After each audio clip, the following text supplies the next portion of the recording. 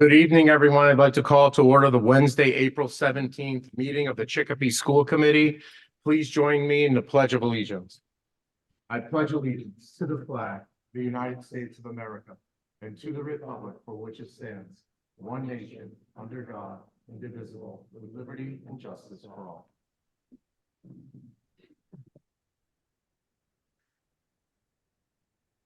In compliance with open meeting law, we are right now recording and live broadcasting this meeting. Is there anyone in the audience doing so? Recording or broadcasting the meeting? Seeing none. Just have to acknowledge, it appears that we have one school committee member who's joining us remotely. It's Grace Schofield. Grace, can you hear us okay? Yes, fine. Can you hear me? Yes, and just for the viewing audience and for the members of the school committee who are present, we'll be doing all roll call voting tonight because we have one member who's joining us remotely. At this time, I would like to take a moment of silence for all those who serve in the military and for all those who protect us.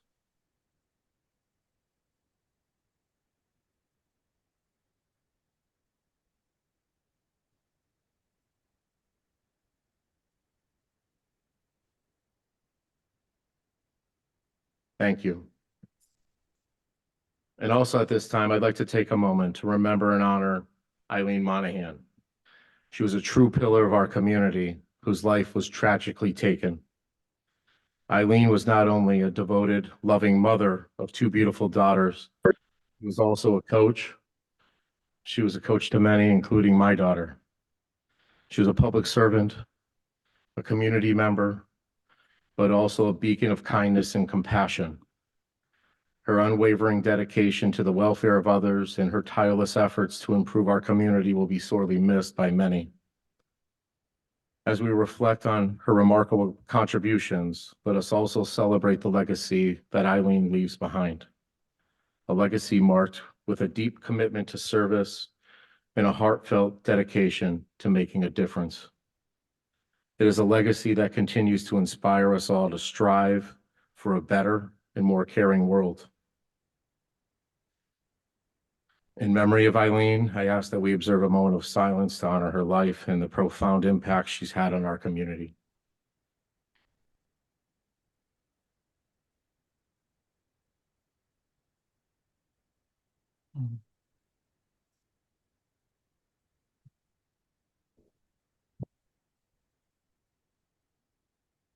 Thank you. As we continue tonight's meeting, let us carry forward the spirit of community and compassion that Eileen exemplified. Our thoughts are with her family, friends, and all who were touched by her generous heart and her vibrant spirit. Let us pledge to uphold her values and work together to build on the foundation she helped to strengthen here in Chicopee. Thank you.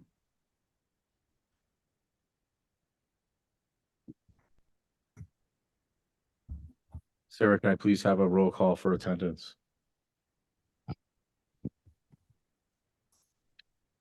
Mayor View, Here. Ms. Russo, Here. Mr. Barcelo, Present. Mr. Doubt, Here. Mrs. Perrette, Present. Mrs. Schofield, Here. Mr. Brooks. Here. Mr. Lamothe, Here. Mr. Gerard, Mr. Bernard, Mrs. Lopes, Present. Mr. Zatella. 10 present, 2 absent. Thank you. Public announcements by committee members. We'll start to my left with the vice chair of the school committee, Don Lamothe. I'd also like to offer my condolences to the Monahan Brooks families. Thank you. Thank you. Sonny? Ashley, Kathleen, Grandpa loves you. Thank you. Susan? What's that? Chad? Sandra? Yes, condolences are extended to the family. And I'd also like to hope that everyone is enjoying their vacation, the educators in our system, as well as the children. And I'd like to extend a thank you to Dr. Mary Weil, a past Chicopee educator who made a donation of $1,300 to the Chicopee Public Library for all of us to continue to educate ourselves with the use of our library system. So thank you, Dr. Weil, for continuing to think of educating our city. And also, I wish to extend a fond farewell to Mr. Vernon as he submitted his letter of resignation and will be moving on to another system, Greenfield Community College. So we wish you the best and we thank you for all the help that you have assisted us with in your time here. Thank you. Thank you, Deanna I'm all set. and Jay. Yes, I just want to say I hope everyone is having a safe, enjoyable vacation, resting, getting well rested for the final push of this school year. Thank you. David Nothing tonight, Mayor. and Grace All set, Mayor. Thank you. and Superintendent, public announcement. I'm all set, Mr. Mayor. Thank you very much. Thank you. Public input. Here's, we have no one signed up for public input. We have no visitors this evening. We'll move into the agenda, approval of minutes, 24-4-9. Move that the minutes of the regular meeting of the school committee held on April 3rd, 2024 be approved. Don, can I get a motion? Motion to approve. I got a motion to approve. Any discussion on the minutes? Seeing none, we'll take a roll call. Ms. Russo? Yes. Mr. Barcelo? Yes. Mr. Doubt? Yes.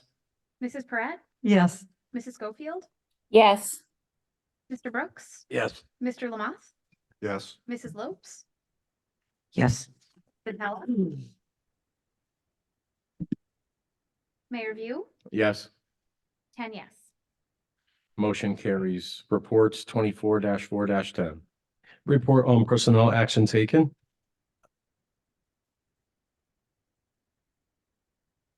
I'd like to welcome Ms. Deb Green to the podium.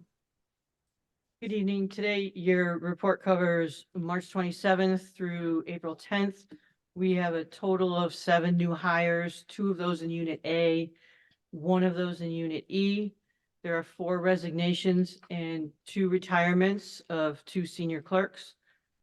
In addition, our postings on Power School are 75. The breakdown is pretty much the same as it has been. There's about 30 Unit A openings and about 25 Unit E openings. We are hosting a job fair and hiring event at Chicopee Comp on April 25th. We are also part of the Odyssey Job Fair at the Basketball Hall of Fame that will be held on May 6th. You may be hearing some of the commercials that are going out in addition that are associated with that job fair. So we are getting some airtime also. Thank you. Thank you, Deb.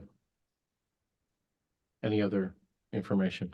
Sandra? Just we have 7 educators attending several conferences in April.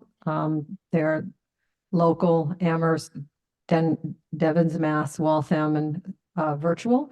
And some of the titles are planning with world-class instruction design assessment for equity for English language development standards framework workshop, an alumni talk for the Smith College Chemistry Department, the 2024 Annual Education Team Leader Seminar, and an anti-racist education in an age of resistance program, as well as restorative practices for educators.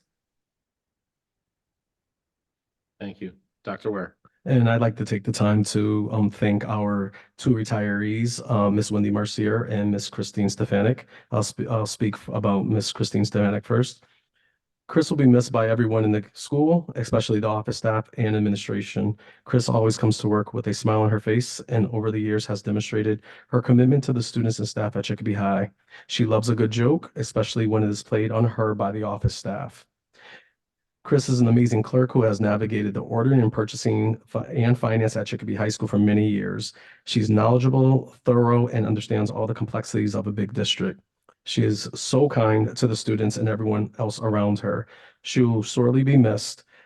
We wish her the best and thank her for all of her years of service for Chicopee High School and the district as a whole. Congratulations, Ms. Stefanik. And Ms. Wendy Mercier, it was also retiree, would like to keep it brief. We'd like to thank her for her service of 12 years as a senior clerk typist. Thank you so much for your service. Thank you. Any other comments or discussion? Yes, Susan? Thank you for this opportunity. I'm speaking on behalf of my father, Chet Satella, and myself. Christine Stefanik is one of our favorite people in the whole entire world. She's just a really special person. my father and I would really like her to enjoy her retirement. It's well earned. Her husband, Jimmy, she supported him all those years that he was our maintenance director in the Chicopee Public School System. And he's smiling from heaven that she's retiring. Thank you. Thank you. Any other discussion or comments? Thank you. 24-4-11. Report of the Finance and Budget Subcommittee. Who would that one go to? Gerard's not absent. Mr. Gerard is absent, and Who's vice chair of the fund? Yeah, Ms. Finance. Russo. yeah. Deanna? How about a motion to accept the finance committee report? Yeah, sure. Can we get it, or I'll make a motion to accept the minutes from the finance committee? Okay. Any discussion on the finance subcommittee report? Deanna? Oh, Susan? I wasn't able to attend that evening. I went to the previous Finance and Budget Subcommittee, but I have a great article in front of me out of the Chicopee Reminder by Tyler Garnett. So thank you for writing it. Superintendent, would you please further explain or just maybe let the public know, and especially me? I see something that Mr. Mariah Recky was quoted on, that we're going to provide a breakdown of the budget.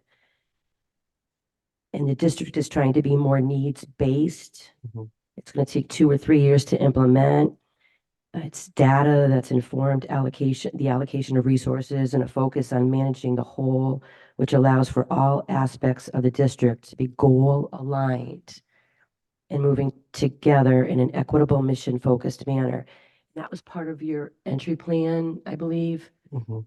Correct. So what the article is quoting is, and what we spoke about last week in the subcommittee, is that currently our budget is not needs-based, which means that we actually do not have a strategic plan, as you probably may recall. So a lot of our budgeting has been based off of probably with the amalgamation of ESSER dollars as well as our general fund. So there really isn't a strategic plan of how those monies were spent. So even though we've been successful in actually keeping the district afloat, a needs-based budget actually breaks it down into certain categories, or what we call buckets, in those, so that as we actually figure out the priorities, for example, if we decide as a district to move forward to really focus on our special education and programming behind that, we actually would put monies towards that and actually put it as a part as our plan. So needs-based really means that schools still get what they need, but they also need to actually be strategic from year to year to monitor our spending habits so that we can budget for the upcoming year. So it's something that is pretty new to the district. It's something that Mr. Mayarecki, Ms. Belleville, and the rest of the executive team has been working with the principals on. So even though it's new, we've been having multiple meetings, including the ones at the subcommittee, in which we are educating the leadership team how we should be spending our money so that we can actually have sustainability. Okay, and I look forward to attending our next Finance and Budget Subcommittee meeting, which I believe is next Wednesday, a week from today, the Correct. 24th. The 24th, 7 to 9 p.m.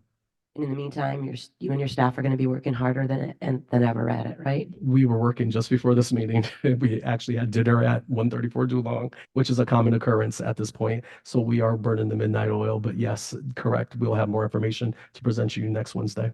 Thank you. You're welcome. Thank you, Deanna. Yeah, I just want to comment and say thanks for all the work that's being put into the budget. I mean, we've had 2 meetings so far and we've broken things down in great detail. For starting with revenue and moving to expenses in the last meeting. And there are definitely a variety of open items, but that's due diligence and checking the box. So I appreciate all the hard work that's going into it. Thank you. Thank you. And just a point of information for the members of the school committee, we do not need a motion to accept reports. We're just going to get a brief review of those meetings that were held in subcommittee.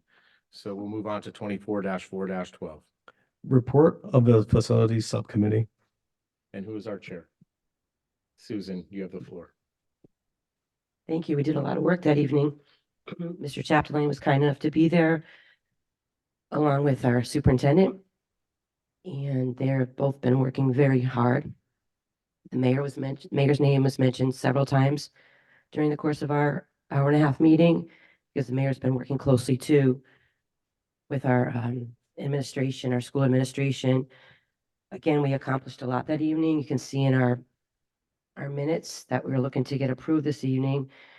There is a big motion further on in the agenda, 24-4-15, where we hope everything goes smoothly with us as a voting body, asking the city council to please seriously consider our request for 3.175 million to go toward capital improvement projects in the city, which are really priorities for us as a school department. So we talked about that at length. There's a list here that I won't read because we're going to be reading it further on. We also got an update on school facilities. And that was a step in the right direction for us to be updated on, again, a lot of the work that's being done in our city by our maintenance department. Just going to look at my notes here and see if I missed anything really important because I went over them all today. I'm not going to be able to go through with the maintenance warehouse project because it came in at way too high a bid. But we're working on things like parking lots and cameras, adding cameras to our and safety to our facilities, our schools. We're using grant monies, we're using ESSER monies. And we could also use that 3.175 million from the the city. And the 3.157 million, I just want to make it clear that because we were told this by Mr. Chapdelaine, that 3.175 million is an estimate. None of these projects have gone out to bid yet. But we are hoping to get quite a few projects done. That's our goal as a school district. Thank you. Any other discussion? Comments? We'll move on to new business 24-4-13. Move that the bills warrant S040524 totaling $281,441.92 be approved. Sonny, can I get a motion? Motion to approve. And to approve. And Jay, could you please read the warrants into the official record? Absolutely, Mayor. So tonight we'll be voting on two different warrants. I will read the totals of the two warrants combined into the record, and then we will vote on them individually. For athletics, $9,942. Food services, $142,174. General expenses, $66,639. Grants, $169,686. Maintenance, $176,224. Special education, $245,364. Student activities, $364. Transportation, $7,955. Telecommunications, $501. For a grand total of the two warrants adding up to $818,853. Thank you. Any discussion on the first warrant? Like school committee member Jay Doubt mentioned, we'll vote on them individually. No discussion. We'll take a roll call. Ms. Russo, Yes. Mr. Barcelo, Yes. Mr. Dow, Yes. Mrs. Perrette, Yes. Mrs. Schofield, Yes. Mr. Brooks, Yes. Mr. Lamont, Yes. Mrs. Lopes, Yes. Mr. Zatella, Yes. Mayor View, Yes. 10 yes. Motion carries 24-4-14. Move that the bills warrant S041224 totaling $537,412.05 be approved. Susan, can I get a motion? Motion to approve. A motion to approve. Any discussion on the second warrant? Susan? If I can please make mention of some of the more interesting warrants that I saw the past few weeks. I saw 3 warrants where we compassionately take care of our homeless students. I saw one warrant for $416,000 and another one for $62,000 as well for Chromebooks. Those are for our students, correct, Superintendent? Correct. Thank you. We do business with Valley Communications in our city, Arnold's Meats, McKinstry Farms, and Teddy Bear Pools. Also Sherman-Williams on Memorial Drive, $1,910 worth of paint from that store. You just mentioned one or two others, $556 for solar eclipse classes, and also lessons and viewing.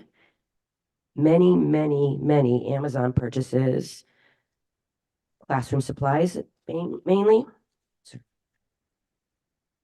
And $1,412, excuse me, for science books. to $2,528 for boys volleyball uniforms. Thank you. Thank you. Any other discussion or comments? Sarah, can we have a roll call, please? Ms. Russo? Yes. Mr. Barcelo? Yes. Mr. Doubt? Yes. Mrs. Perrette? Yes. Mrs. Schofield? Yes. Mr. Brooks? Yes. Mr. Lamont? Yes. Mrs. Lopes? Yes. Mr. Zatella? Yes. Mayor View? Yes. 10 yes. Motion carries 24-4-15. Move that the school committee request $3,175,000 from the city for the following capital improvement priorities as recommended by the facilities subcommittee. 1, rebuilding of the Chicopee Comprehensive High School retention area. 2, repairs to the retaining wall at Chicopee Comprehensive High School. 3, resurfacing of the Chicopee Comp High School track. 4, resurfacing of the Chicopee High School track. 5, replacement of the Chicopee Comprehensive High School energy management system. 6, replacement of the Chicopee High School energy management system. And 7, extension of the Bow School parking lot. Check, can I get a motion?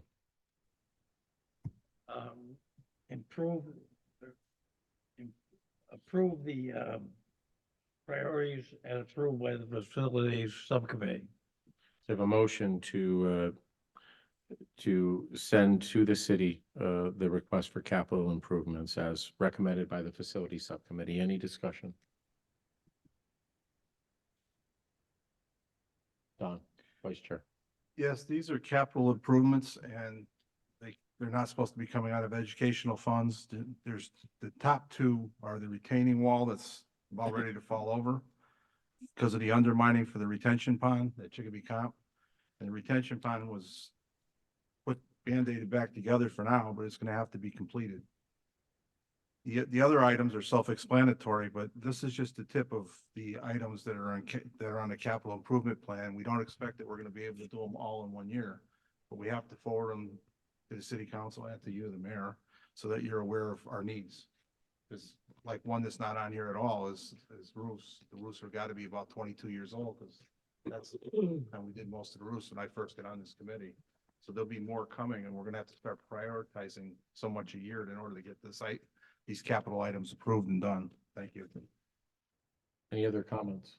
Susan? Again, it was discussed at length last week, 2 weeks ago, excuse me, on a Thursday night. The 4 subcommittee members that encompass the facility subcommittee were present, and we all spoke with one another and listened, and it was Mr. Gerard, Mr. Satella, Mr. Bernard, and myself. And it was a consensus that we would wish this to go forward to the full committee this evening. And I just want to make a note that we did take out a 3.8 million bond years ago. I can't remember exactly how long ago it was, but there's 2.4 million left in that bond that we're putting toward these projects.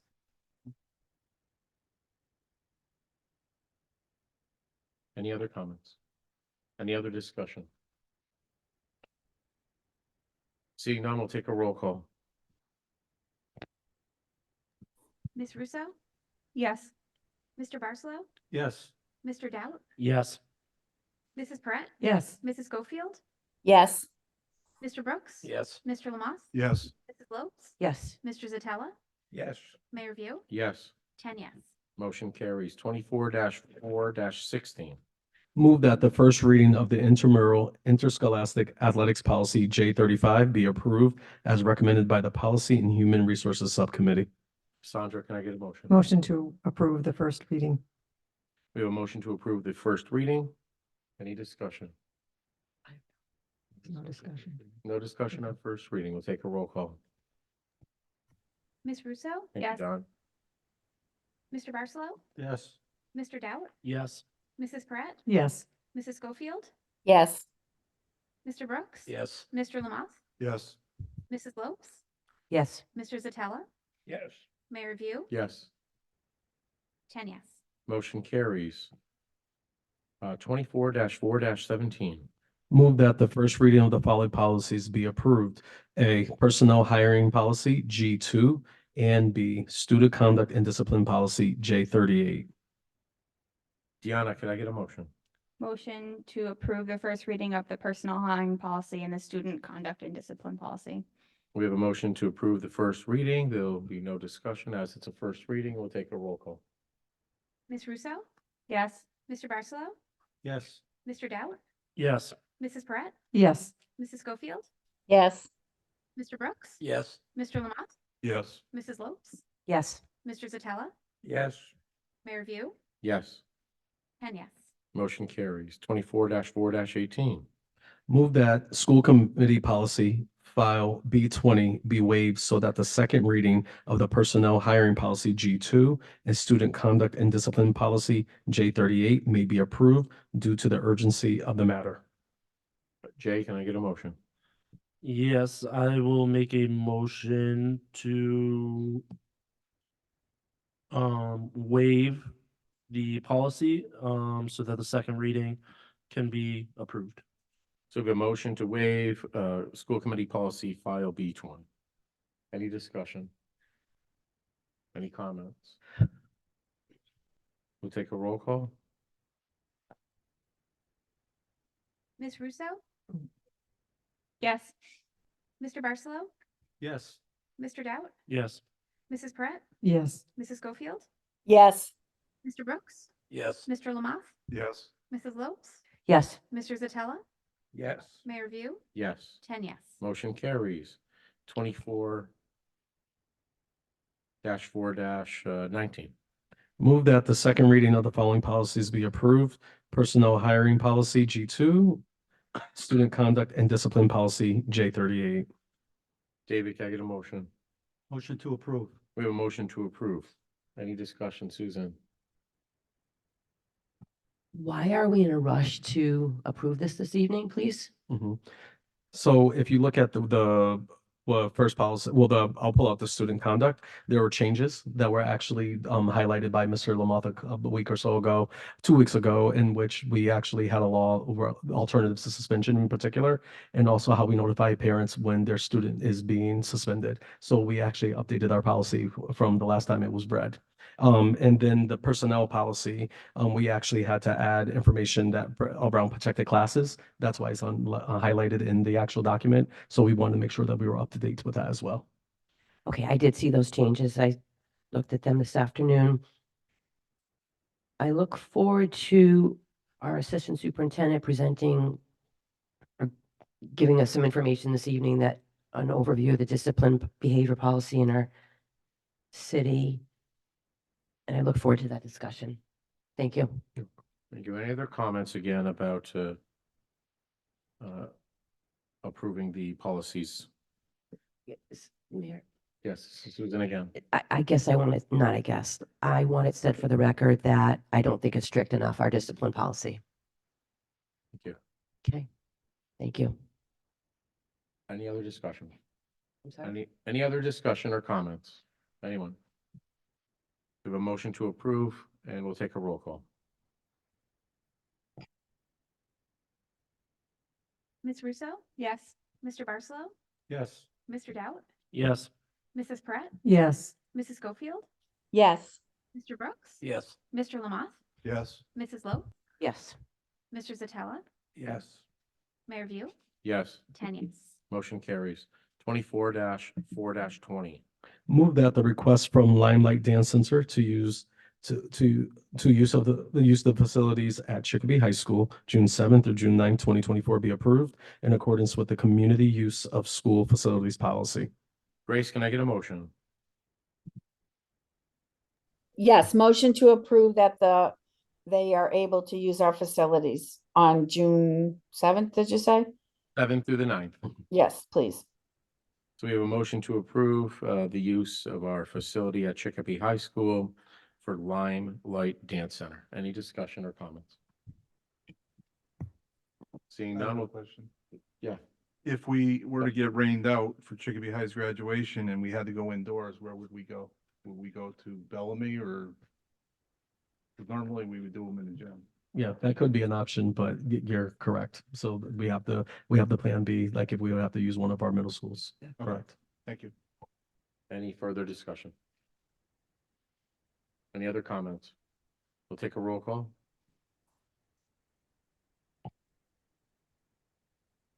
Ms. Russo, Yes. Mr. Barcelo, Yes. Mr. Doubt, Yes. Mrs. Pratt, Yes. Mrs. Schofield, yes, Mr. Brooks, Yes. Mr. Lamont, Yes. Mrs. Lopes, Yes. Mr. Zatella, Yes. Mayor View, Yes. and yes. Motion carries 24-4-21. Student conduct and discipline, topic requested by Ms. Lopes. So Susan, you have the floor. I believe we have a presentation in front of you that our Assistant Superintendent Carol Cruiser is going to be presenting to us. It's an overview of discipline and behavior. Thank you to Assistant Superintendent for support and students and support services. Mrs. Cruiser, thank you for all the hard work and effort you put into this. No problem. Thank you very much. I just want to thank the school committee for having me here to talk about this important topic. Can I please say one more thing? Go which for I it. almost Yes, forgot. please. We all received an email from a teacher at Chicopee High School, and this is in response to Mrs. Jasinski's email. She's our hardworking teacher at Chicopee High. Mrs. Schofield and I actually went into her classroom. We got to meet with the superintendent who gave the four of us met. And the superintendent gave us a good amount of his time and patience and expertise. And we got to listen to Mrs. Jasinski quite a bit. And then we got to visit her classroom. Mhm. And that was wonderful to experience that with you, superintendent, up at the head of the class, introducing yourself and telling our students what you do and how you operate and why you're doing what you're doing. And so this is a response to Mrs. Jasinski and all the other staff and families that have come to me over the years when they've been concerned about the very small percentage of our students that are causing discipline problems in our schools. And the reason I'm bringing it to everyone's attention, and because I'm doing it for the students, the 98% of our students are actually wonderful students. And we're so grateful to have them in our schools. Yeah, So thank it's- you very much. As someone who's been at Chicopee High for about 22 years, Ms. Jasinski and all the teachers are wonderful. And as you said, the students as well, just in the entire district. So I think it's important to just give an overview of Massachusetts law and how that affects the procedures that we do and what we are working on in order to have a very responsive, respond appropriately to discipline. So I'm just going to go over a couple things, starting with the law, then our procedures, and then what we're trying to do for our staff and for our students. So when you talk about Massachusetts law, there's 3 laws that pertain to the discipline: 37H, 37H and a half, and 37H and 3/4. Those are the 3 things that the administration and myself focus on. So 37H, basically, if a student is in possession of drugs, weapons, or an assault of an educational staff member on school grounds, that is under the law of 37H. The possible consequences are short-term suspension, long-term suspension, or expulsion, depending on the severity and the other factors. It's really important to note that we are still obligated to educate the student, even if we short-term, long-term, or expel a student. The second law we have to talk about is 37H and a half. That is felony delinquency charges or convictions. So if our students fall into that category, they could be short-term suspended, long-term suspended, or expelled. But again, we are still obligated to educate the student. Everything else, for the most part, falls under 37H and 3/4. I've just put a few of the things that fall into this Massachusetts law: assault and battery, harassment and violation of civil rights, possession of dangerous objects, theft and vandalism, academic dishonesty, unacceptable use of networks and technology, possession of alcohol and tobacco, and substantial disruptions. So in November 8th of 2022, they put into an alternative to student suspension and expulsion. That's the law I cut and pasted of Chapter 177.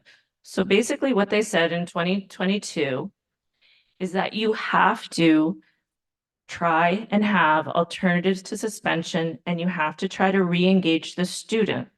So it's very important that teachers, staff, administrators, principals, and the district office try to find alternative remedies to some of these other things that fall under 37H and 3/4.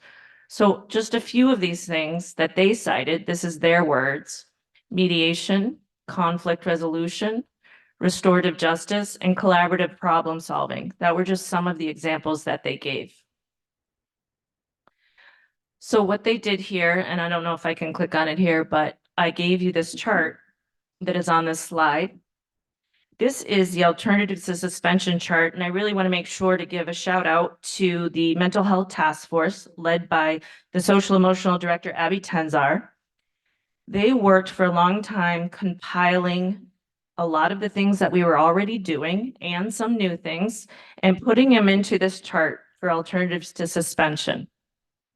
So not only is it a suggestion that administrators use alternative to suspension, it is the law. So as you can see in this chart, there's everything from reflection to instruction to restorative defiance, depending on the age, depending on the severity, depending on other things that go on with it.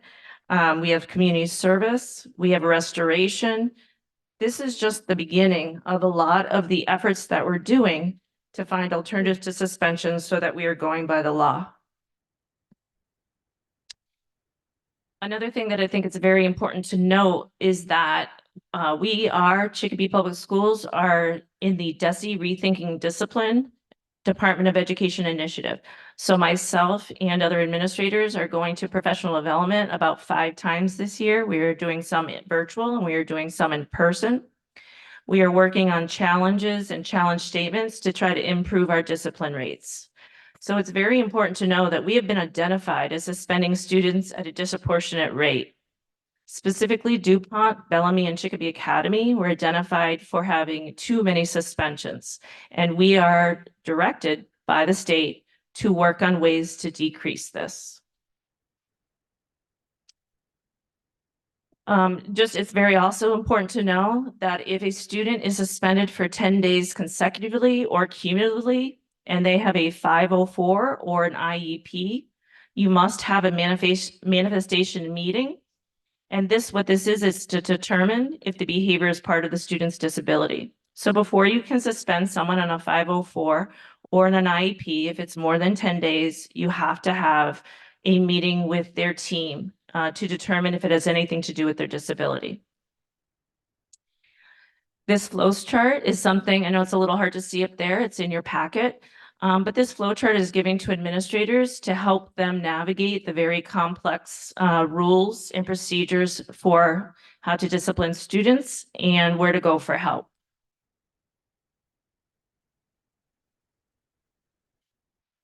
So we have referrals and incidents, and just to be clear, this is what the state talks about for referrals and incidents, and it's also what we use in our SIS system school brains. So I understand that incidents can also be staff that gets hurt and things like that, or when an ambulance comes.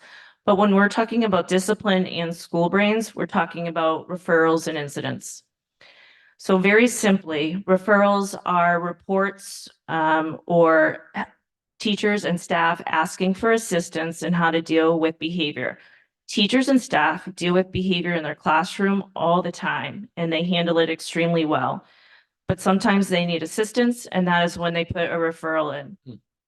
The incidents in this regard, talking about discipline, is when the referrals result in suspensions or similar. And what I mean by similar is even if you put a student in the internal suspension room, student support room, it's called a few different things. If they're there for an entire day, it's a suspension and it has to be reported to the state. So I put this here just so you could see my graphs a little bit. These graphs are taken from Open Architects, which is a wonderful system that we use to track our data. So this is the elementary referrals. So it's important to note in all my graphs, you'll see that March is higher. Please know that March is the month with no holidays, no vacations. It's a very long month. So you will see those dips. Also, if you look at the lower data, you are coming off the pandemic years. But what I wanted you to see is that we do put referrals in, and as new administrators come and new vice principals come, we keep training on this process.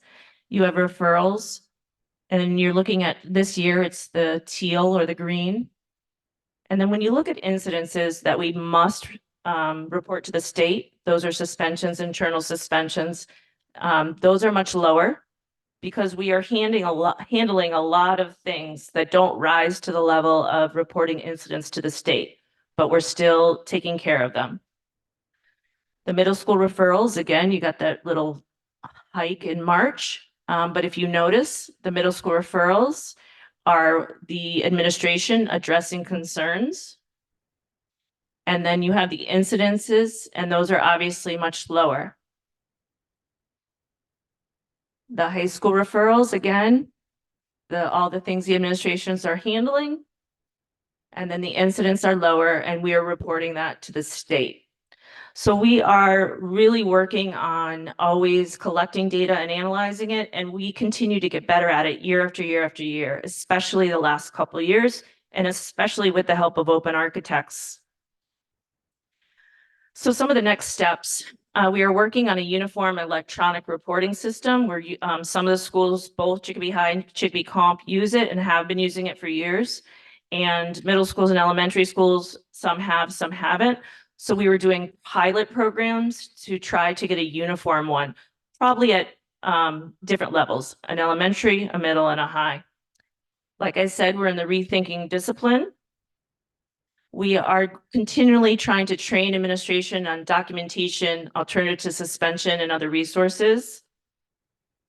We are working on increased de-escalation training for staff. We have a lot of conversations about professional development and how to help teachers navigate all the issues of behavior in their classroom and in the school. And we're also using and continue to use Panorama. And the Panorama is really important and really helps us with our data, talking about culture and climate, how the teachers are feeling, how the students are feeling. And we analyze that data, the schools do at the school level, we do at the district level, to see what we can do to help build relationships, to help try and make sure that the students' needs are met and that we are addressing the concerns of the staff. And that's all I have, and I'm happy to take any questions. Any questions? Sonny? Basically, what we're talking about is, for lack of a better expression, we're catering to the troublemakers. I received a couple of calls from parents that want to know why their class is suffering because one or two students who are being disciplined, but not at a level, the problem, interruptions in a class, eating, that type of thing. And they're losing out on class time on a regular basis. The small problems here, we're discussing the students that get suspended or expelled. What the feedback I'm getting is parents are concerned about the lost time in the classroom with the lesser incidents that happen on a regular basis, but aren't at that level that somebody should be brought down to the principal's office, suspended, whatever the case may be. So I'm really actually proud of the district. We all know that the behaviors have increased in the last few years, but also in this district, we have increased the number of BCBAs that support students. We have increased the amount of behaviorists that support students. We've also increased the number of social workers we have and student adjustment counselors. So we all know that building these relationships with the kids is the best way to help with school discipline in the classroom. And we have added a lot of adults to help those kids in school get some of the counseling they need and get some of the help they need in order to be successful. Are we going to the homes? Are we bringing the parents in, involving them in the fact that their child needs to be severely disciplined? Are we getting the support from the parents is the real question. So I think we definitely are doing a ton of family meetings and parent meetings, and that definitely has increased. I would also say that we have increased with our family engagement division. We have a family engagement facilitator, which is new. We have one family liaison and we're hoping to expand more that you've approved, and I do appreciate that. So some of the things that we're doing is we are doing home visits. We are making sure that we are having family meetings with interpreters that can make sure that the parents and anyone else understands what's going on in the meetings. So I agree with you. Community and family engagement is absolutely the way we need to go because we have to be a team and we have to be a team with the community. So we're putting a lot of resources in. Our truancy officers are doing a great job. We do not use them as a negative connotation. We use them to go and say, how can I help you? Why are you struggling? What can I help you with? So we have increased that as well. Thank you very much. Any other questions or comments? Don? Discipline is not an issue that's unique to Chicopee. If you look around just the Pioneer Valley, you can see that several school systems are having trouble with it. I mean, Southwick, Frontier, just to name a few, Amherst. And some of it is the parents aren't stepping to the plate. Is there anything that's built into this law that when you bring a parent in, if they're not willing to take any kind of ownership, that you could 51 them or something? Well, that's complicated. So 51A is if a parents or family are neglectful, and they're definitely, we're all mandated reporters. So all the staff, all the teachers are mandated reporters, and we do get training and 51A procedures, and we're increasing that. We do it every year.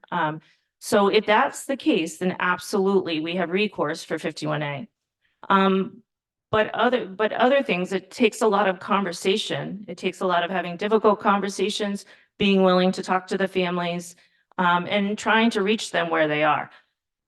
Families want the best for their child. They always want the best for their child. And sometimes it's a matter of just making sure that you're being open and hearing what their concerns are and meeting in the middle, because we have to work together.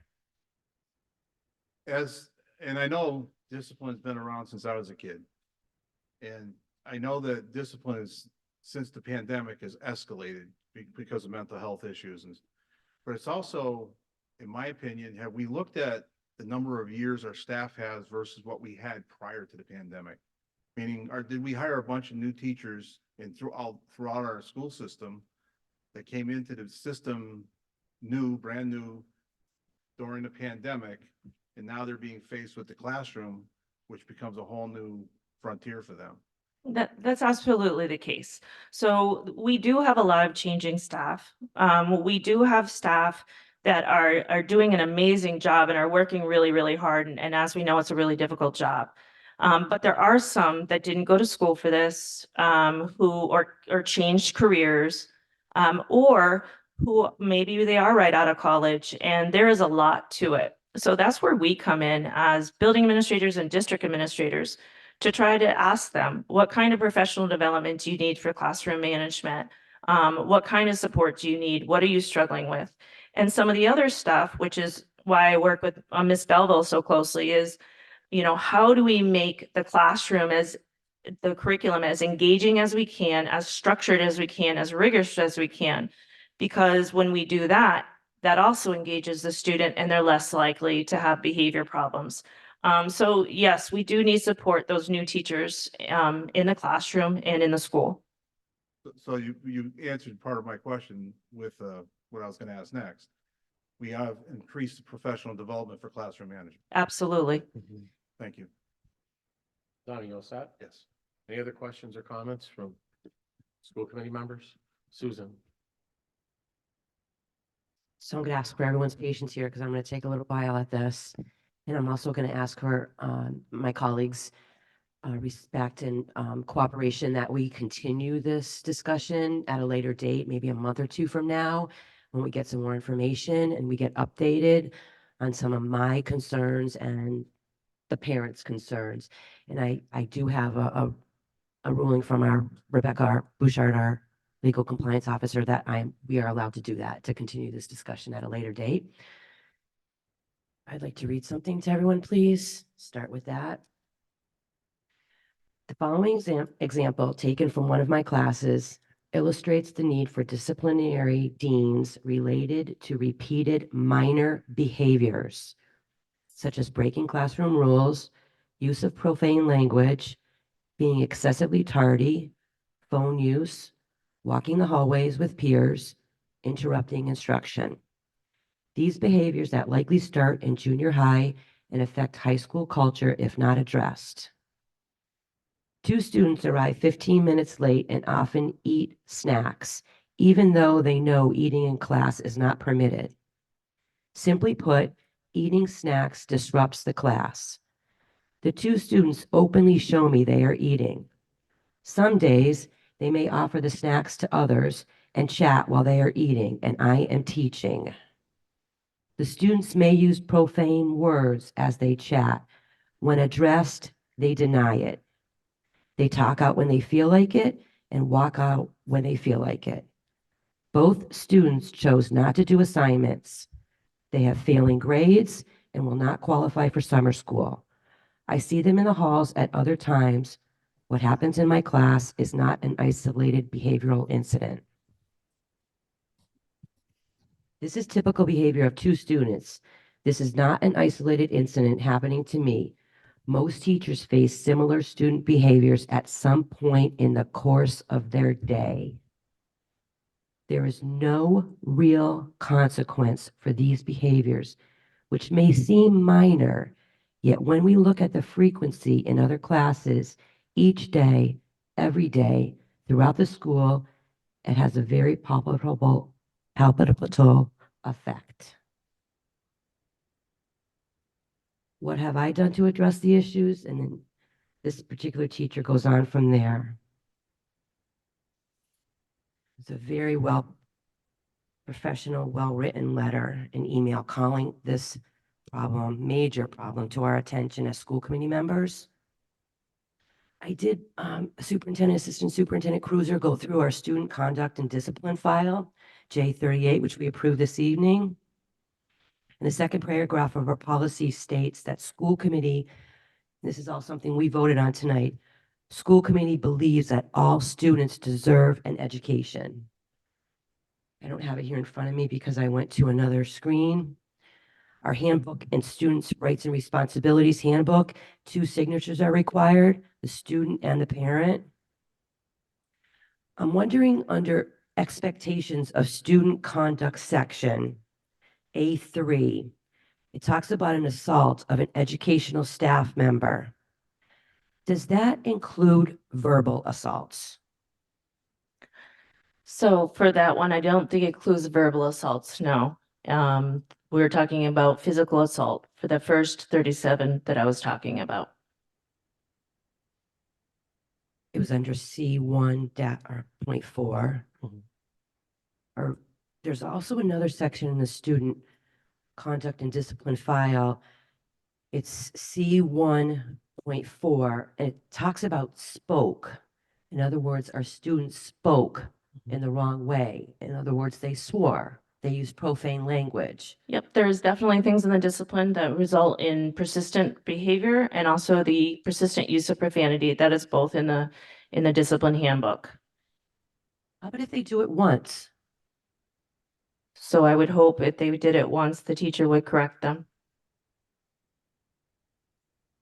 So what happens when they do it a second time? When they tell a teacher, they tell that teacher where to go or that staff member where to go.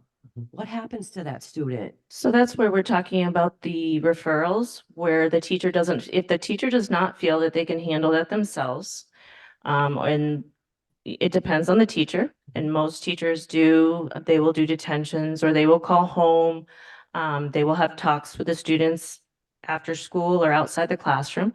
But whenever they need help, that's why we're doing the piloting the electronic system, but they all have systems where they can ask for support from the vice principals. So we need to, when we support them, we also need to talk to the student to try to figure out why the behavior is happening, what's going on. We can't just have a one size fits all. We do have to talk to the student and see what the reasoning is and what's going on. How many times do we talk to that student about the same thing? Or even other things along with that, using profane language? We have other things that we can do, and Dr. Ware would like to say something. Oh, no, I was going to actually answer that. So, Miss Lopes, it actually depends. So what I would say is like what Miss Cruiser was talking about is if a student is using profane language, which is not acceptable by any measures in the classroom, then we actually have the referral system. So we have the expectation that the educator would write up the student and actually that would be passed to the administration. So that would be vice principals, that would be the principal or any other person who actually serves in that capacity.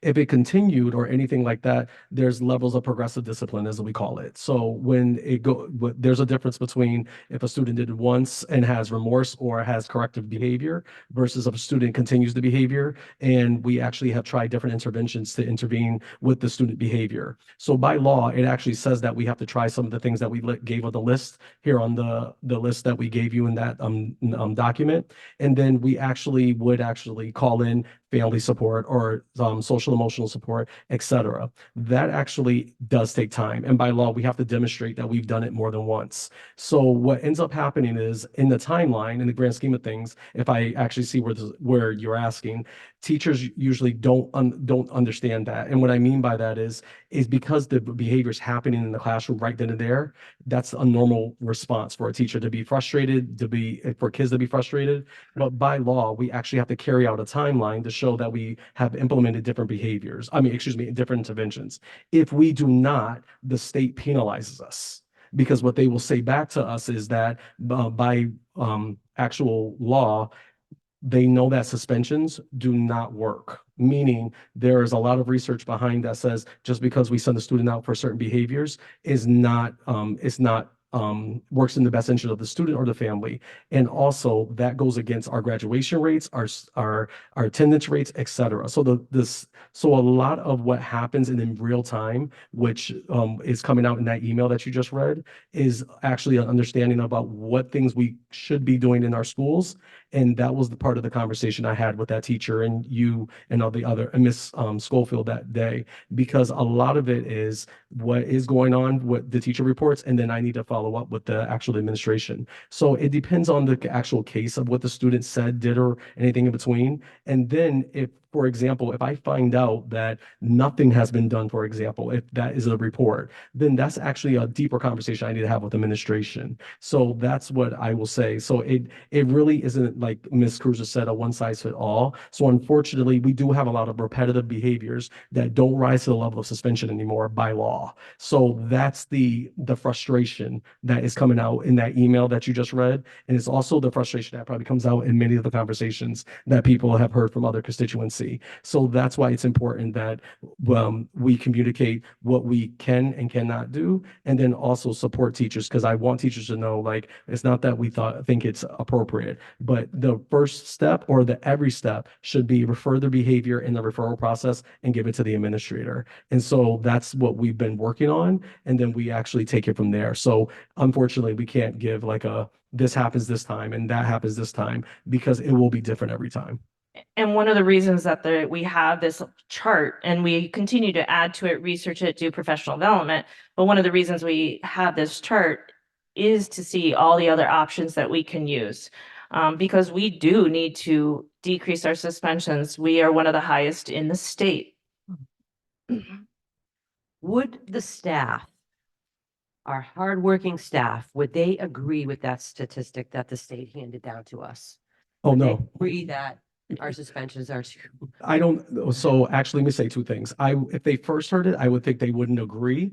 But what I will tell you as of late is when I gave the data to actually members of the leadership staff, they were not in the know. So I actually have been doing a really good job with the team to introduce the data.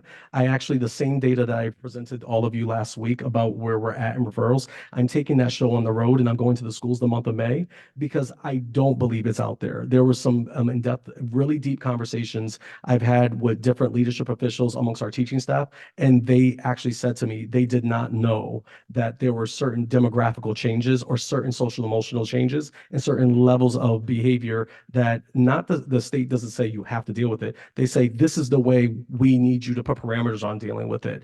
And that is a shift. That's a really big shift, especially if you've been in the game 20, 30 years. That's not what teachers were doing 30 years ago, 20 years ago, Mm. even 10 years ago. So the state does have a major say in what a district needs to do in forming the parameters around it. So I think you would get an answer. I was just talking to a teacher yesterday. I think the response you would get is, well, it's frustrating. And I actually say back, I 100% agree with you. I didn't say it's not real, it's dismissive, but let's talk about this, how we're going to solutionize this in the room. Because one of the conversations I had recently with someone was the expectation I have is it's the village mentality. We all need to talk about it. We all need to address it. We don't need to sweep anything under the rug. We 100% need to own what's going on. And in that frustration, we also need to identify people who can actually connect with those students, because sometimes it's not us. And I say that as an educator in the 20-year mark. So I definitely think you will get educators who will say they don't agree with that statistic, but it is one that you can look up on the DESE website. So it is the reason why that Ms. Cruiser was speaking to the unfortunate fact that the state says we have to participate in some of these measures because we have been identified as not using the alternative suspension in the way that they expect us to. And I'll say as, just from my previous job as principal at Chicopee High, I've had conversations with multiple staff in the building, especially the ILT team and a lot of the other teachers who absolutely do understand that we have to work together and that every adult in the building has to help with building those relationships and improving behavior and improving classroom management. It is not a job for 4 or 5 administrators. It's a culture in the whole building. And I think that's what we are working on in all our buildings. So I do think there's teachers who understand, but it's hard sometimes, and we know that too. We also at that meeting, superintendent with Mrs. Jasinski received a letter from a staff member in that building. Mhm. I'm holding it in my hand right now. I've highlighted several sentences or paragraphs. I'm not going to read them right now because I'm going on long, but so again, I would like this discussion to continue, but I would like to say something about the in-school suspensions. And this is a third letter that we received that day, and it's from a student. Mhm. There is one word that I can think of to describe the disciplinary approach at one of our schools in the city: hypocritical. While these troubled students are allowed to do whatever they want, the children who do follow the rules are instead punished for the behavior of those who do not. It is just not fair. Most of the top students at Chicopee High are not at all acquainted with the principal or vice principals. Simply, I could go on. One of the only punishments you get for behaving out of line is being forced to attend in-school suspension, which is barely even a punishment. Most students have no problem with going there due to the extremely laid-back attitude. Attendees are allowed to converse with one another and get their work done at whatever pace they want without any teacher involvement. What is the punishment behind go to a place more enjoyable than your own classroom? Instead of seeing actual consequences, these are words of one of our students who wrote this. Instead of seeing actual consequences for their actions, students see rewards. When you continue to reward teenagers for misbehaving, they will continue to exhibit the same out-of-line behaviors. To see change in our school, we need to actually punish students. And again, I have more I could say from that particular student, but So it's wonderful to hear student voice. But just as not even all staff, all students don't understand everything that goes on behind the scenes, and there's definitely confidentiality. So when we're working on a restorative justice model, or you're calling parents in, or you have other things that are going on, it doesn't mean that all the other students or even all the other teachers are going to know what that is. That what we're trying to do is teach students and correct the behavior. There is a whole bunch of research to show you that suspensions don't work. And I think sometimes everyone wants to just put that as their go-to, or that's what they're used to, or that's what they're thinking about. And so a lot of people don't see all the work that teachers are doing when they're calling home and having parent meetings, and the VPs are doing when they're doing meetings and they're doing restorative justice and they're doing reflection. Or they could be doing restoration if somebody broke something and they have to pay it back, or they have to clean up. We don't go around always talking about some of those things because there are confidentiality. So, you know, students see from their perspective, and I appreciate their perspective, but we need to work on what's right for all the students, and we are bound by the Massachusetts state law. Thank you. All set? Sandra? Just thanks for all the support that you're giving to both the educators and the students, because changing behavior is a complicated endeavor. So things evolve over time, the behavior changes over time, but as you said, we need a lot of active participants in trying to understand what a student may be going through at this point in their life, and what situation they may be coming from or have experienced. So thank you for the work that you and the other administrators are doing, and the teachers in our system to try to help the students, because we certainly can't reach them if we send them outside of our school system, because we have the resources here to help them, to try to help them. So thank you. And the more that we communicate that within the system, with ourselves, with parents, only then I think can we see change. So thank you. Thank you. You're welcome. Deanna? I'd like to echo that. This was a really helpful presentation and just understanding the approach overall. I did have one or two questions actually, but when you were talking about incidents versus referrals, just wanted to understand, and it might be that it's not clear cut situational, but compared incidents and referrals, are parents involved in when either of those are initiated? Because we've kind of, a theme has been the discussion of the importance of the parents being involved. So just wanted to know at what point they would become involved. Yeah, absolutely. So just to reiterate, you know, so unfortunately we use the same word for different things. So in this particular, when we're talking about incidents and school brands that are reported to the state, we're talking about suspensions, internal suspensions, or expulsion, which really is very, very rare. So when a referral happens, parents are almost always contacted. There might be something minor that a VP takes care of. It's very brief, you know, a quick talk, take the food away. It could be something that minor. So is a parent told that? Perhaps not. That's in your daily, that goes on in the daily. They handle it very quickly. But in general, when a referral happens and a major disruption happens, if there's a possibility that a student could be suspended, you have to have a hearing. So you have to have the parent in unless they waive it and don't want to come in, or they can do it on the phone or they do it on Zoom.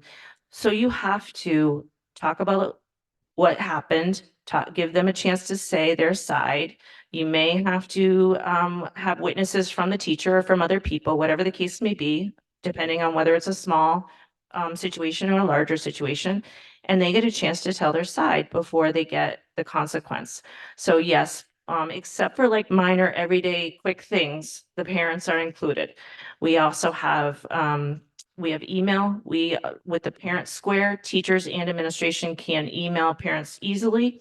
So we are working to improve communication with parents constantly.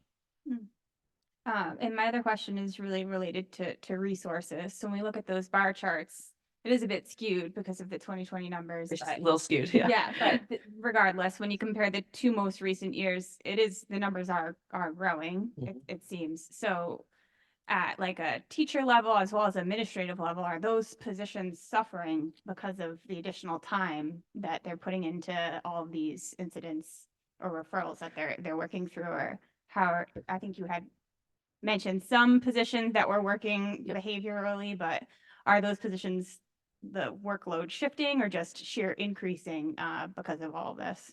So as someone who has just come out of the building and was there for a really long time, I can tell you that everyone is working really, really hard. So we do have counselors who are doing more, and we have an additional of college and career counselors. So counselors can do more social emotional help, the BCA behaviorists. And we also have the VPs at the high school level. We were very, very fortunate that the school committee was able to approve the 4th VP at the high school level. That was absolutely critical and huge because that allowed one counselor and one VP to be at each grade and to construct little mini teams that could reach out to a set group of students and have meetings and look at data. So that was in response to the increased behavior was that fourth VP at the high school level. In addition, at the middle school level, which is also an increase of referrals, you saw in addition of an administrator to help with coaching and curriculum. And that was absolutely huge at our two middle schools because that freed up time for the vice principals who are also educational leaders who also do curriculum, but they also have to do discipline. So that allowed them to put more time in. They are putting in the hours. It is very difficult. And some of that is because the requirements are the hearings, the parent meetings, the notifications, the restorative justice. So I give them all the credit in the world, but we have added supports in the last couple of years.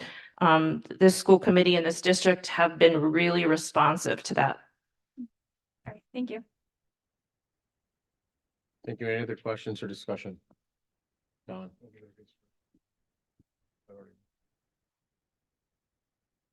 Jay, he deferred to you.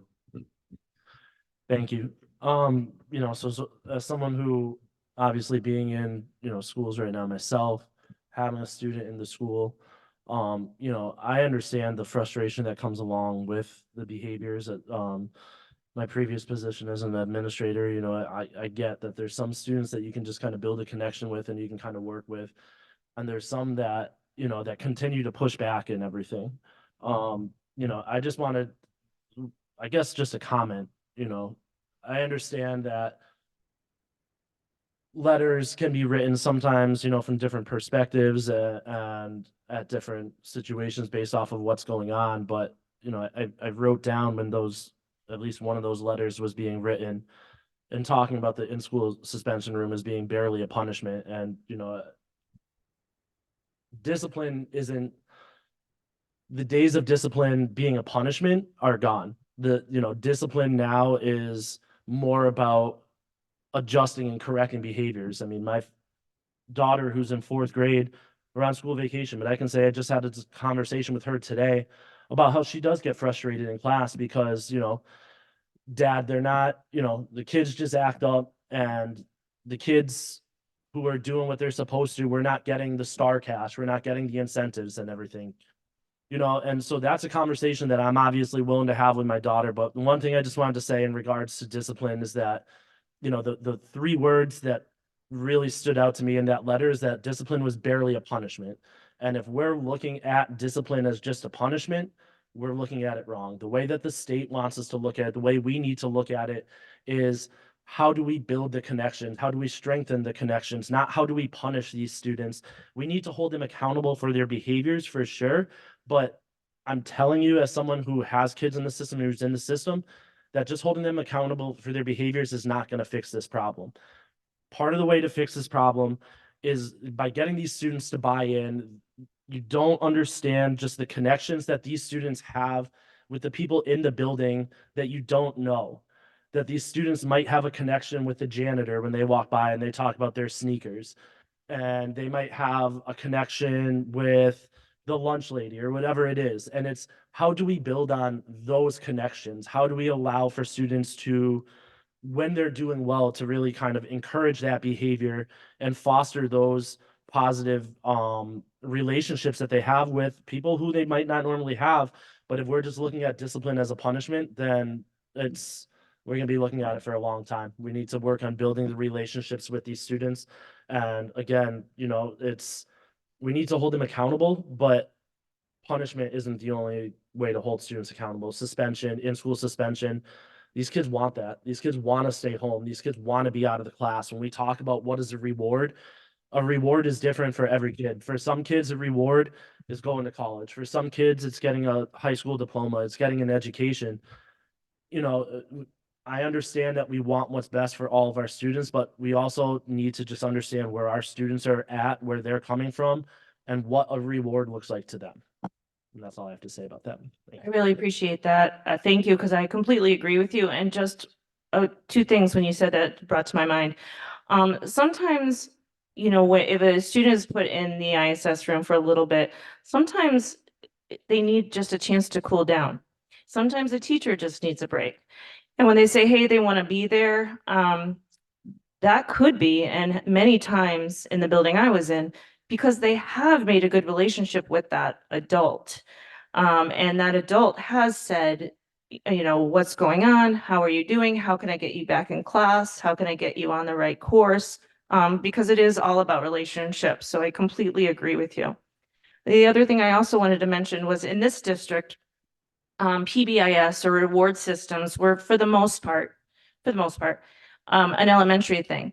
And both middle schools and now both high schools have introduced a positive behavior system. And it is going extremely well. So I think Mr. Angelos, I'll give him credit, brought the DuPont dollars, and Bellamy, Chicopee High, and Chicopee Comp sort of followed suit. And high school kids like that as well, and middle school kids like that as well. So I agree with you. It's the relationship building, and it is just another form of education of what's appropriate, what's not.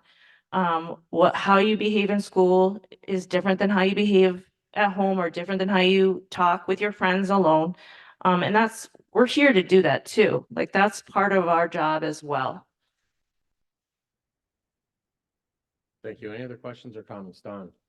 Yes, I hear what you're saying, and I hear that there's some positives that you have to go through or try to go through.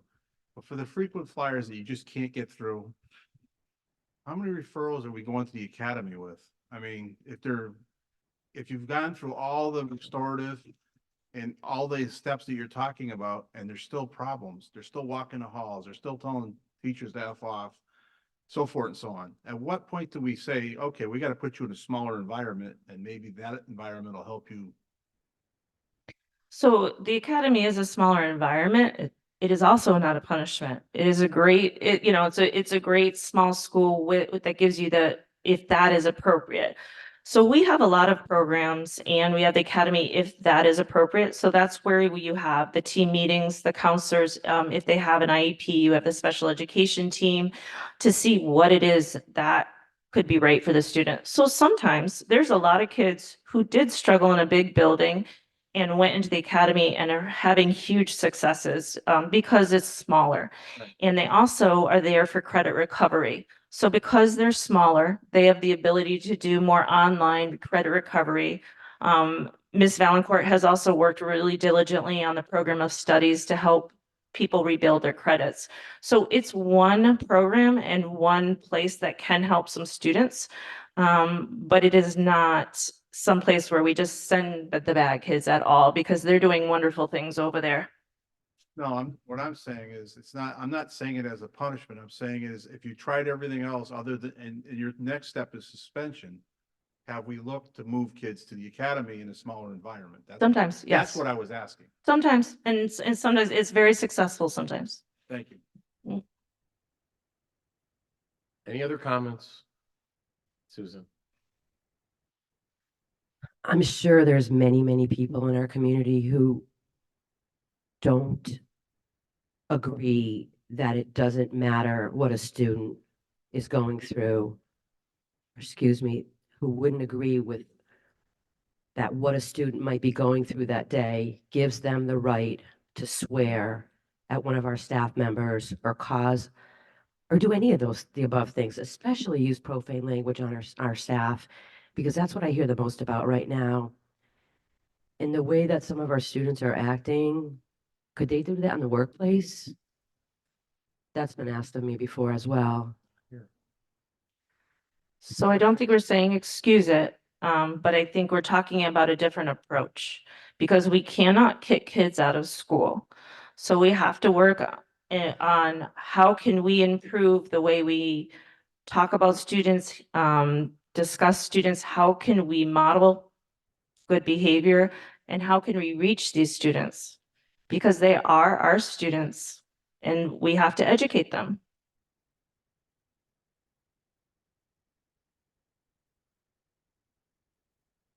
I added up $2,880 in, we have to use a business in the city of Chicopee here to repair broken glass and replace glass.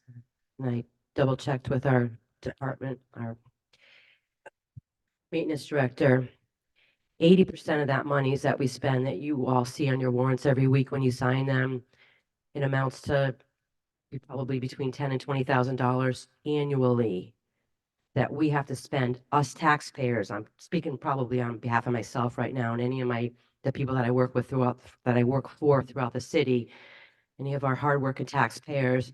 If I asked them to give me a call and let me know whether they thought that they wanted their tax money spent that way, because a student was so angry at something and they kicked in a window or broke a window, and that's thousands and thousands and thousands of dollars a year that could be spent on something way better.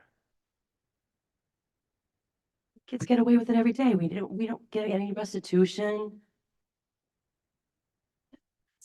That's really bad.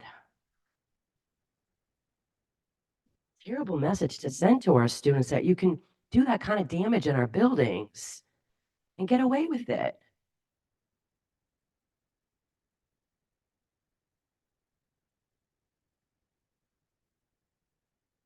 We all set? Any other comments? Any other discussion? I want to thank you, Assistant Superintendent, for that presentation, Thank you. and we'll move on to 24-4-12. Subcommittees of the school committee, topic requested by Mr. Lamothe. Don, you have the floor. Yes, when I structured the school committees, we had 2 new school committees and I tried to keep everybody on 2. And under our old ways of doing business, we could participate in a I meeting. apologize, Don. Just a point of information, there's actually 24-4-22. I read the wrong. Oh, I read You read the oh, correct okay. one, I think. Correct? Yes, I did. It says subcommittee. Subcommittee of the school committee. Don, you have the floor. I Okay. apologize. When I structured the school committee, we added 2 new school committees and I tried to keep everybody on 2. And under the way we used to operate, you could go to an extra subcommittee meeting and you could ask questions and you could participate, you could not vote. Well, now that we can't even participate, I'm looking at a couple of the busier subcommittees that I've had committee members basically say, hey, I'd like to be part of the subcommittee. I'd like to add some names to some of these subcommittees, facilities being one and finance being the other. We can go up to 6. So we could either do it from the floor or we can take names and see if we can, as long as we're staying under the 6, we can appoint them tonight. If we're gonna go over to 6, then we'd have to discuss it. Sorry, it was just a point of information. It's the facility subcommittee and finance.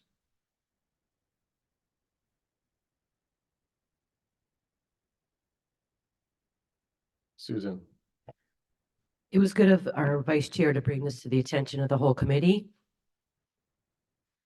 I would really like to become a member of the Finance and Budget Subcommittee, please. And there's a policy in place in the Chicopee Public School System that one of the 2 at-large members always be a member of the Finance and Budget Subcommittee. So I would like to be able to become a member of that committee. I've been through 26 years of budgeting with my years of experience on the school committee, along with 37 years of running a business in our city. And again, it's part of our policy. Get a nomination. I'd like to nominate Sue to serve on the Finance and Budget Subcommittee. We have a motion to nominate Susan Satella to the Budget and Finance Subcommittee. Any discussion? Mayor, just a question, to Mr. Lamothe, if I may. How many members are on that subcommittee now? 4. Okay, so a minute ago you said there are, you were thinking about going to 6. And as you were saying that, I just wanted to refresh everyone's memory that the chair is an ex officio member of each subcommittee. So if the chair of the school committee were to show up, he would be considered a member of the school committee. So I wouldn't go to 6 because if the chair showed up, then you'd have 7 because he's considered a member of each subcommittee.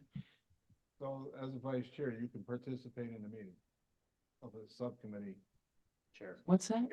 The chair of the school committee is, an ex officio member of each subcommittee. Now I understand what you're So you should cap at 5, not 6. Now I understand what you're telling me. Yeah. Thank you. Okay. Thank you. Yep. Clarity. So the clarity is that we'd like to cap at I'd At like to have 5, one. Yeah. we have one nomination. Are there any other nominations? We have one seat available and one nomination. I promise to work hard. Thank you. So again, we have a nomination of Susan Satella to the Budget Finance Subcommittee. Any further comments? We're voting on that nomination. We'll take a roll call. A yes vote is in favor, a no vote is not. Ms. Russo? Yes. Mr. Barcelo? Yes. Mr. Doubt? Yes. Mrs. Perrette? Yes. Mrs. Schofield? Yes. Mr. Brooks? Yes. Mr. Lamont? Yes. Mrs. Lopes? Yes. Mr. Zatella? Yes. Mayor View? Yes, 10 yes. motion carries. And the other subcommittee that I was looking for was facilities, and I'll cap that if, we should cap that as a committee at 5. So is there anybody that would like to be added to the facilities? If there's only one, then we can vote on it tonight. Sandra, I would like to be added to that committee. so we have Sandra Perrette, was showing interest of serving on the Facilities Subcommittee. Can we get a nomination? I'll nominate her. We have a nomination of Sandra Perrette to serve on the Facilities Subcommittee as the 5th member. Any other nominations? Any other comments, or we'll take a roll call. Ms. Russo? Yes. Mr. Barcelo? Yes. Mr. Doubt? Yes. Mrs. Perrette? Yes. Mrs. Schofield? Yes. Mr. Brooks? Yes. Mr. Lamont? Yes. Mrs. Lopes? Yes. Mr. Zatella? Yes.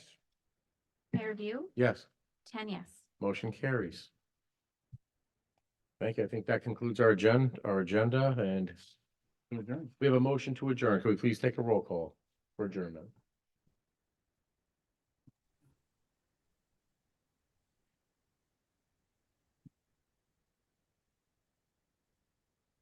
Ms. Russo? Yes. Mr. Barcelo? Yes. Mr. Doubt? Yes. Mrs. Perrette? Yes. Mrs. Schofield? Yes. Mr. Brooks? Yes. Mr. Lamont? Yes. Mrs. Lopes? Yes. Mr. Zatella? Yes. Mayor View? Yes, 10 yes.